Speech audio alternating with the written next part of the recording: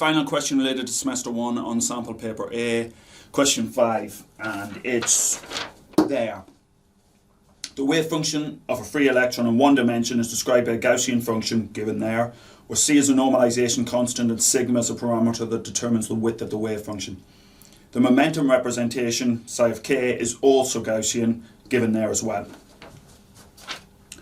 So the question is stall set from the start. This is going to be about the wave function, the position representation of the wave function, and the momentum representation of the wave function. Remember, they are related by a Fourier transformation. From position to momentum, we Fourier transform. From momentum to position, we inverse transform. It's essentially the same mathematical process.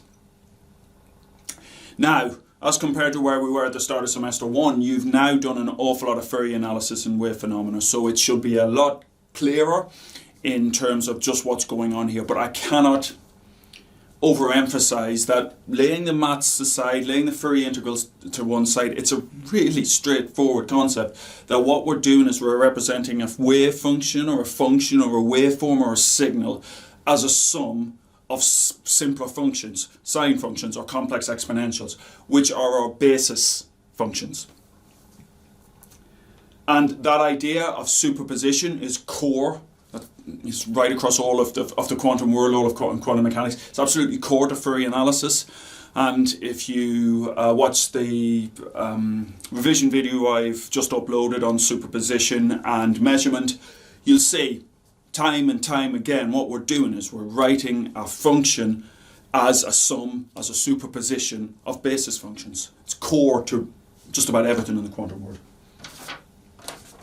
as is Fourier analysis. Show that the normalization constant is given by that. So, our wave function is described as this, 2 sigma squared, where this is, that's all in the denominator, where the sigma defines the width of the Gaussian function. You'll remember, I hope, from everything we did last semester and everything you've done in wave phenomena and indeed everything you've done in quantum world this semester as well, that the Fourier transform of a Gaussian is a Gaussian. And if it's a narrow Gaussian in space, it's a wide Gaussian in momentum and vice versa. Leaving aside some thorny conundra related to the influence of phase and the difference between phase and the modulus squared of a complex function like the Fourier transform, and we'll be getting to that soon later on in this question. Anyway, back to the starting part. So part A. So that means to normalize, we need to ensure square this, and get over sigma squared is going to be equal to 1. And if you look in the information you may find useful section, which is generally information you will find useful, section at the start of the exam paper, you'll find the standard integral given, which will help you solve this, which is, let's put a dx in, and that was naughty of me, let's put a dx in here as well. Sorry, I was naughty. So dx in there, dx in the integral now. So using that standard integral, we can say that, well, we've got our x squared term here, our alpha is going to be 1 over sigma squared. So we're just going to plug the our value for alpha, 1 over sigma squared, into this. And what we'll get, we'll set our alpha equal to 1 over sigma squared, and implies our integral, which was e to the minus alpha x squared dx, is equal to root pi over alpha. This is 1 over sigma squared, so square root of alpha is going to give us sigma, and then it's on in the denominator here, so flip it around, so that implies that this integral is going to be minus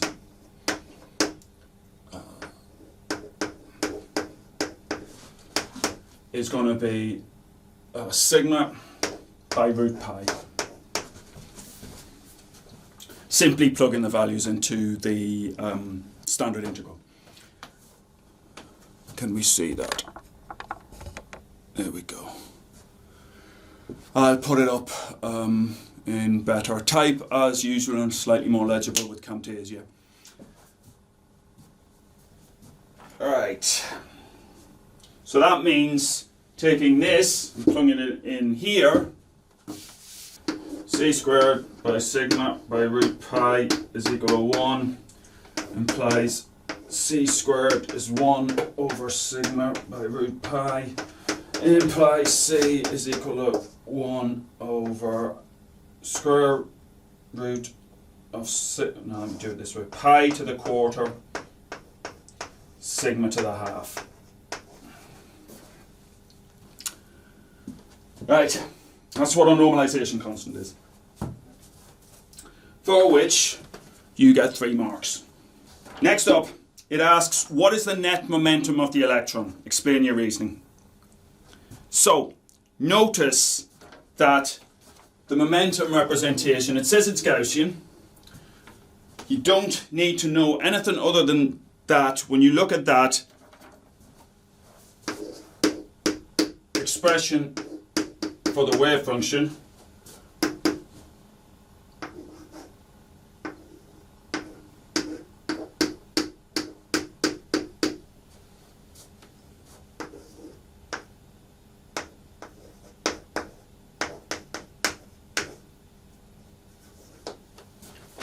in momentum space, notice it depends on k squared. There's no k0 term. There's nothing to shift that. It's not like this is k minus k0. There's nothing to shift this along the k axis. So what you have is a Gaussian. Looks like that. Which is an even function, symmetric about the x-axis.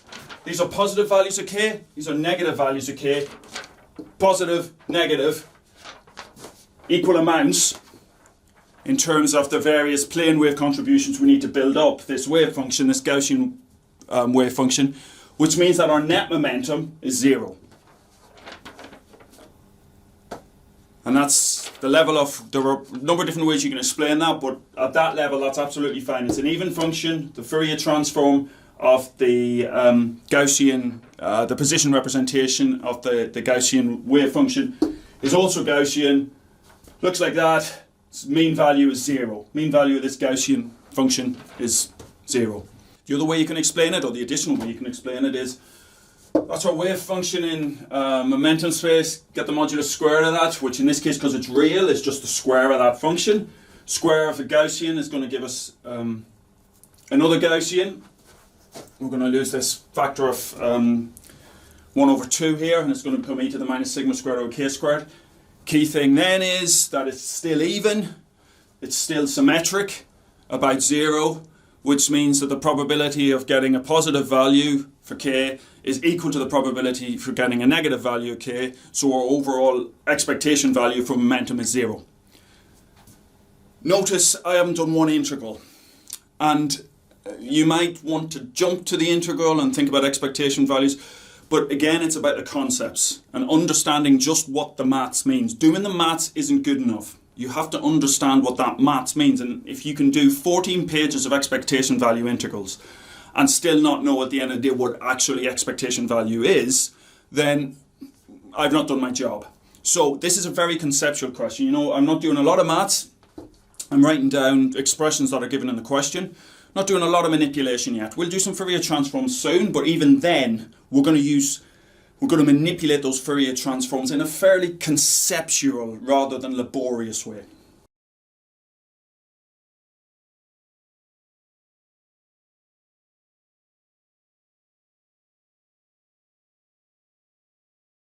The wave function is now modified as follows. So our new wave function, I'll put a little 1 on there to show that it's a new wave function compared to psi x. Still got our normalization constant. You can plug it in if you want, but let's just leave it just as c. You can plug in the value, if you want. It's exactly the same. This bit's exactly the same, except now we've got e to the I k1x. So now what we have is a plane wave with a certain wave number modulated by this Gaussian. So if we take those two and we take the product of those and we think just about the real component, going to have a real and imaginary component, but let's just think about the real component. In terms of the real component, we've got a Gaussian, and we're multiplying that through by a plane wave. It's real, so let's have a cos.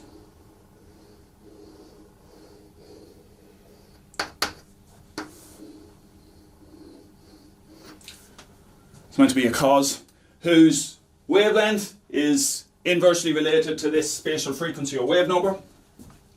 What we're going to do is take the product of those two, so what we'll end up with, that multiplied by that, gives us, in terms of just the real component now, is going to give us something that looks like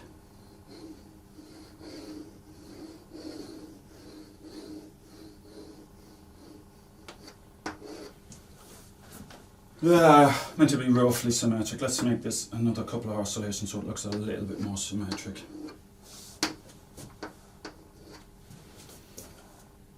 So we've got our oscillations due to our plane wave modulated by our Gaussian. So our Gaussian is like this overall envelope over that.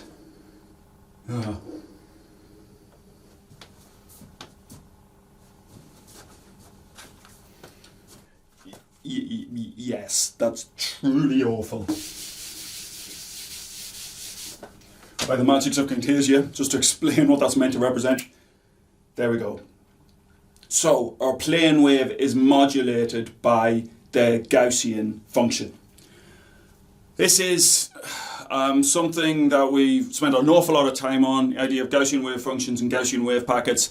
If you go to the any of the simulations related to Gaussian wave packets, Gaussian tunneling, etc., this one for example. Okay, so we've modified our wave function along those. Use the appropriate Fourier shift theorem. See information you may find useful.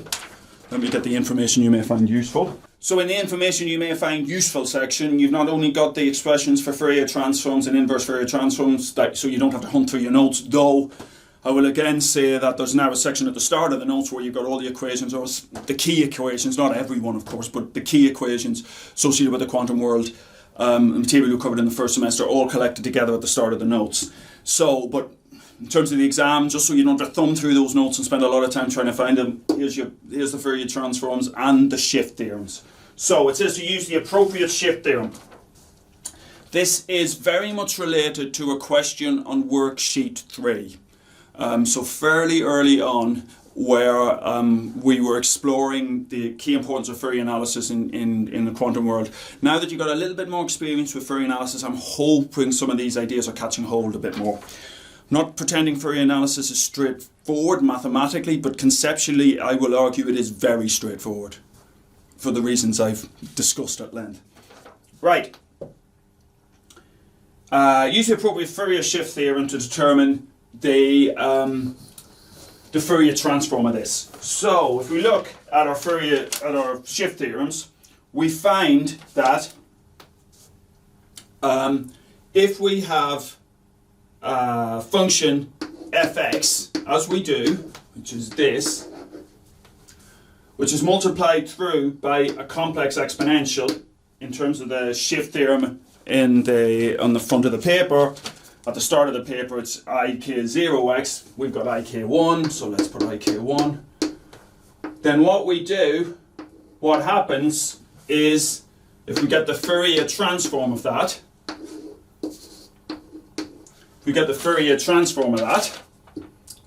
let me just write it as ft, just to be clear that what we're going to do is get the Fourier transform of this, which is what the squiggly f means in the information at the start of the paper. Then what we do is we get what we have is fk minus k1. This is why it's called a shift theorem. If we have our original function, multiply it through by a complex exponential, a plane wave in other words, then what that does to the Fourier transform is it takes the original Fourier transform, which is f of k, and shifts it to k1. Shifts it so it's centered around k1. So the Gaussian is shifted to k1. What does that mean? It means that now we have a net momentum. Let me tease that out a little bit more. We're not doing very complicated maths here, but the concepts are subtle. I'll admit that. That's our original wave function. If we Fourier transform that, and I'm going to write it like this: Fourier transform psi of x. What we get is psi k. The Fourier transform of our original wave function gives us that. If we take the Fourier transform of psi of x by e to the I k1x, then what we get is our original Fourier transform. This is what the shift theorem is telling us, shifted to a position k1. Very, very elegant and very, very important result in quantum mechanics, because by introducing this plane wave, we've introduced a net momentum, which is p is equal to h bar k1. Therefore, in terms of taking the Fourier transform, gives us the momentum representation. That now net momentum, or net momentum is no longer zero, must be represented by the Fourier transform process, and indeed it is. So that's what we get. So I'll ask you all to sketch this.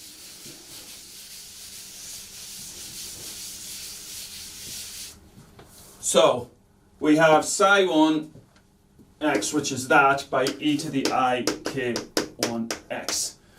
Fourier transform of the original function psi x, Fourier transformed, will give us psi of k, and that looks like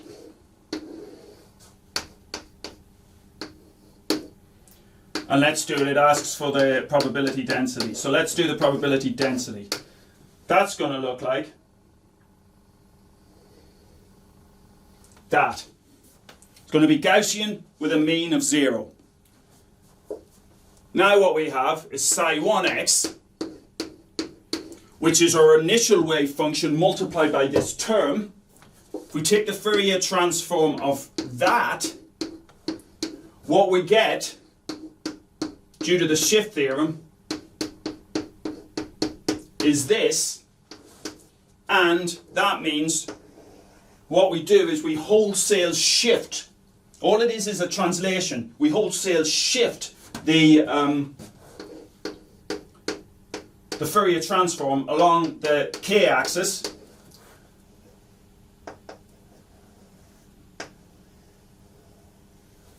It's meant to be the same height. So its mean value is now k1. Same height, although they're not drawn to scale together. Same height, Fourier transform looks exactly the same. Nothing else has happened to the Fourier transform other than it's been shifted by a constant value. And that makes absolute sense. We've got the same, we need to have the same range of wave numbers to describe the overall shape of the Gaussian wave packet. All that's happened is by adding in this term, we've introduced a net momentum, so we must shift the Fourier transform along the k-axis to represent that net momentum. So mathematically, I'm not doing very much here in terms of, it's not like I'm doing incredibly complicated integrals, and it's actually quite a bit more straightforward, I would say, mathematically, in terms of the amount of calculations or the amount of writing I have to do compared to the last couple of questions, but conceptually it's key. And I understand these concepts aren't straightforward, but this is so essential. We're talking about position and momentum. We're talking about the key, some of the key variables in quantum mechanics and how they're related. We're talking about the essence of the uncertainty principle. So we have to get our heads around these concepts. Okay, so next question. Okay, part D. The Gaussian wave packet encounters an infinite potential barrier. Sketch both the probability density in the position space representation and the probability density in the momentum space representation at a time before and after the encounter. Right, so again, very conceptual, do you really understand what's going on here? What do the modulus squared of psi1 of psi x and what does the modulus squared of psi k actually represent? That's what this question is really getting at. Okay, so infinite barrier. Let's draw it like that.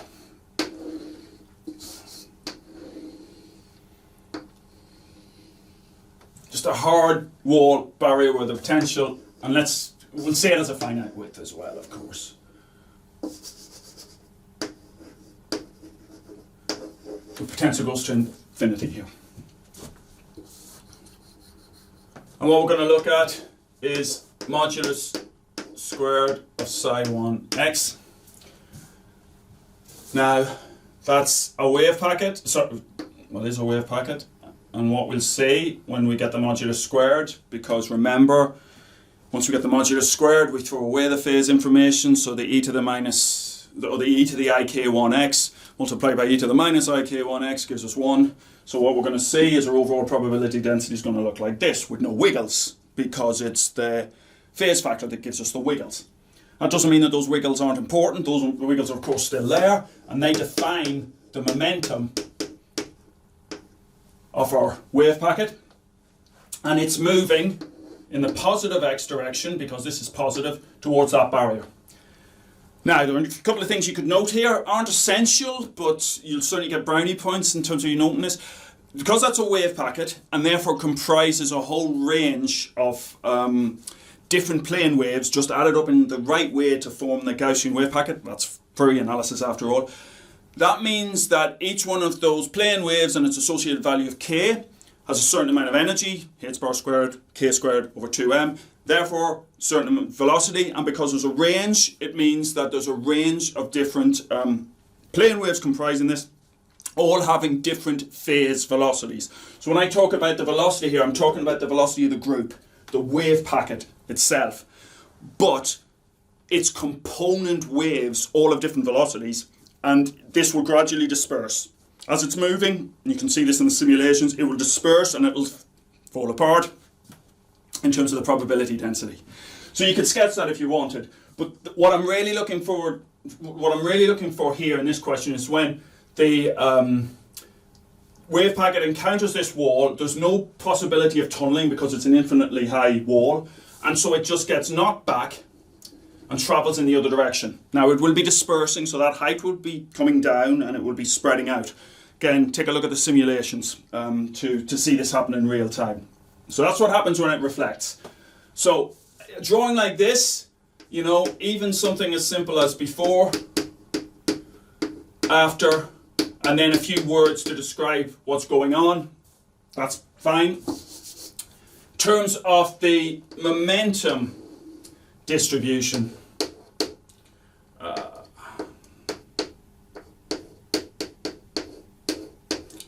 now this is key, this is different from, so here's our zero, let's put our zero momentum here. I've sketched it like this for a reason. So before looks like this.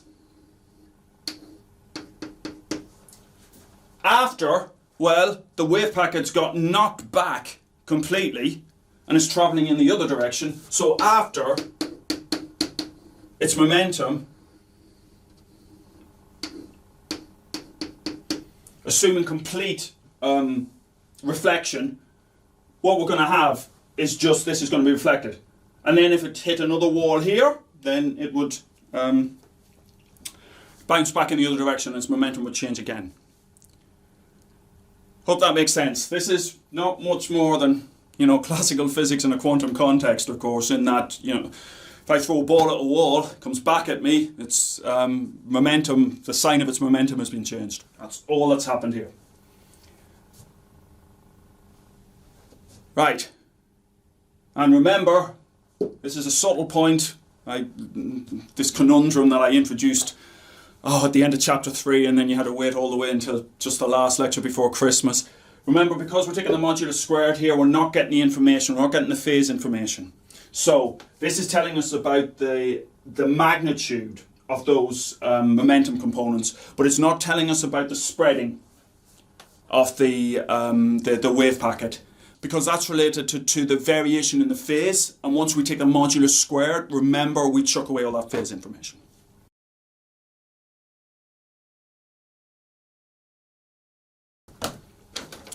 Final part of this question.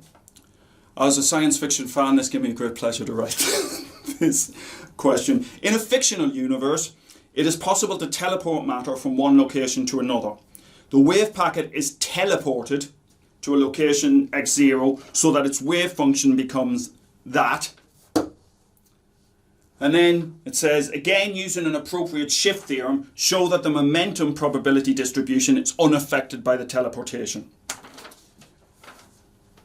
You need to be careful when, quantum teleportation is a thing, but it's not a teleportation of matter, it's a teleportation of the state of a system. So it's a very different thing than matter teleportation. As much as I'd love there to be a Star Trek teleporter available, it's not there right now.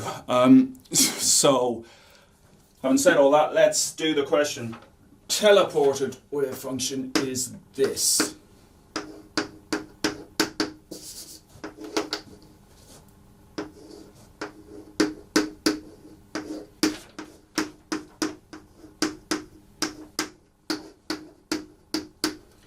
And then we've got our net momentum term there.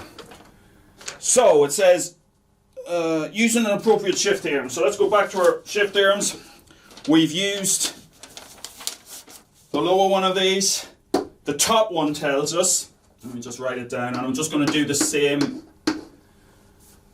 to represent the Fourier transform operation. Fourier transform of a function f of x minus x0. So in this case, we've shifted the function, or original function, along the x-axis.